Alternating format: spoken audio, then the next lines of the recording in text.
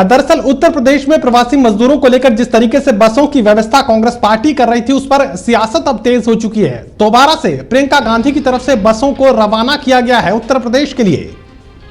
उत्तर प्रदेश के तमाम मजदूरों को घरों तक पहुंचाने की कवायद कांग्रेस पार्टी की तरफ से आगे बढ़ाने की कोशिश की जा रही थी।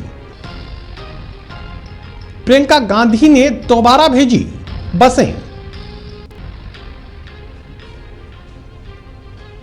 मजदूरों को घर पहुंचाने के मकसद से कांग्रेस की तरफ से भेजी गई बसें।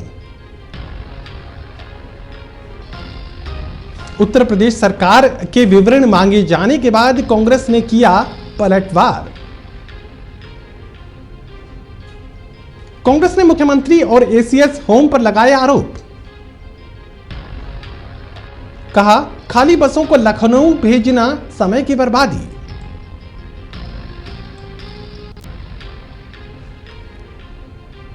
आगरा जिले में उत्तर प्रदेश के ऊंचा नगला पॉइंट पर बसों का जमावड़ा शुरू।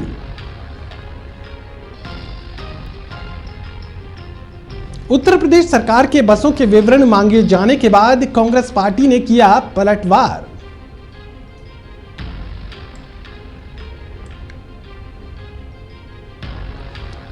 कांग्रेस पार्टी ने कहा, खाली बसों को लखनऊ भेजना समय की बर्बादी।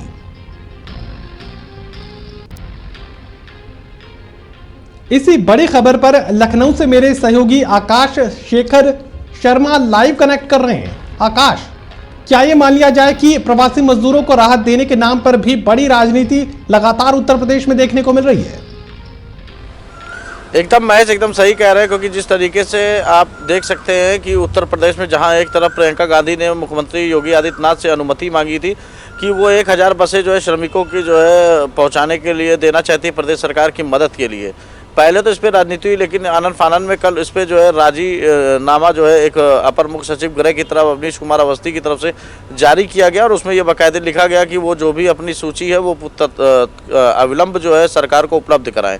सरकार के प्रियंका गांधी के निजी सचिव की तरफ से वो उपलब्ध भी करा दी गई। उसके बाद सरकार ने पूरी तरीके से उनको छूट दी है कि वो 500 बसें करीब वो गाजियाबाद डीएम को हैंड ओवर करें और 500 बसें जो है गौतम बुद्ध नगर के डीएम को हैंड ओवर करें और वो पूरी सूची भी साथ में संकलन करें जो बसें जहां से संचालित होगी। जी, ये लखनऊ बसों को मंगवाने का मकसद सरकार की तरफ से क्या बताया गया? देखिए, सरकार की अगर बात करें तो सरकार ने अपनी तरफ से लखनऊ बसें मंगा करके जो है उनको अलग अलग जगहों पे जहाँ पे जो खासतौर पे प्रवासी मजदूर फंसे हुए हैं, एक लीडरशिप के तौर पे, क्योंकि एमडी लखनऊ में बैठते परिवहन विभाग के, उनकी निगरानी में उन्होंने राज्यों से जो आए हैं बाहर के राज्यों से वहाँ पर जो है भेजना चाह रहे थे जो प्रवासी मजदूरों को लेकर के उनके गंतव्य तक जहाँ उनको जाना है उनको पहुँचाया जा सके। तो एक लीडरशिप की ज़रूरत थी जो लखनऊ से चलाई जा सकती थी, लेकिन कहीं ना कहीं जो आरोप कांग्रेस ने बनाया और उसको एक मुद्दा बनाया, उसी को लेकर के सरकार ने 500 बसें जो है गौतम बुद्ध नगर और 500 बसें जो है गाजियाबाद में डीएम जिलाधिकारी को जो है हैंड ओवर करने की बात कही है। जी, खाली 1000 बसों को लेकर जाना कितना जायज है? बसें खाली जा रही तो प्रवासी मजदूरों को साथ लेकर चल सकती हैं। तो ऐसे में अगर कांग्रेस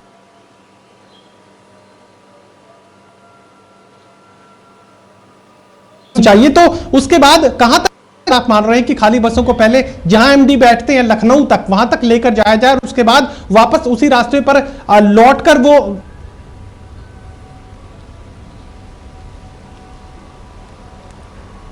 देखिए, सबसे बड़ी बात यहाँ पर यह है कि जिस तरीके से अगर देखा जाए तो जो लखनऊ आने वाली बसों का मामला था उसको कहीं ना कहीं कैंसिल कर दिया गया है और उसी पे आदेश जारी किया गया है अपर मुख्य सचिव गृह की तरफ से, जिसमें साफ तौर पे निर्देशित किया गया है कि वो 500 बसें गाजियाबाद को हैंड ओवर करेंगी और 500 बसें गौतम बुद्ध नगर को करेंगी। मतलब साफ है कि गौतम बुद्ध नगर में जो भी प्रवासी मजदूर फंसे हैं वहाँ से उन बसों के जरिए उनको उनके गंतव्य तक पहुँचाया जाए और गाजियाबाद में जो खासतौर पर मजदूर और प्रवासी फंसे हुए हैं उनको जो है उनके गंतव्य तक पहुँचाया जाए। ये एकदम साफ है और स्पष्ट है, इसमें किसी भी तरीके की कोई भी चीज़ ऐसी नहीं है जो कि स्पष्ट ना हो, क्योंकि पूरी तरीके से इसको शासन ने क्लियर कर दिया है। जी, इस पूरे घटनाक्रम को लेकर कांग्रेस पार्टी की तरफ से क्या कुछ बयान दिए गए? देखिए, कांग्रेस पार्टी ने इस पूरे मामले का जो है इस पूरे आदेश का स्वागत किया है और ये जरूर कहा है कि देर हुई है लेकिन फिर भी इसमें जो है जो मदद हो सकेगी कांग्रेस के द्वारा की जाएगी।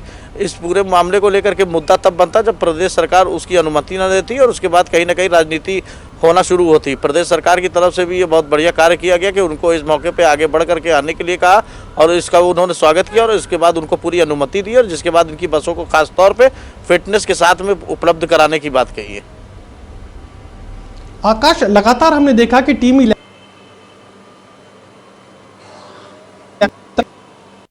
आ रहे थे, लेकिन कहीं गंभीरता की कमी जरूर प्रवासी सामने आई। जिस तरीके से अलग अलग प्रदेशों में जिंदगी और मौत की लड़ाई प्रवासी मजदूर लड़ रहे थे, तो ऐसे में उनके लोग ज्यादा गंभीर होने की जरूरत थी।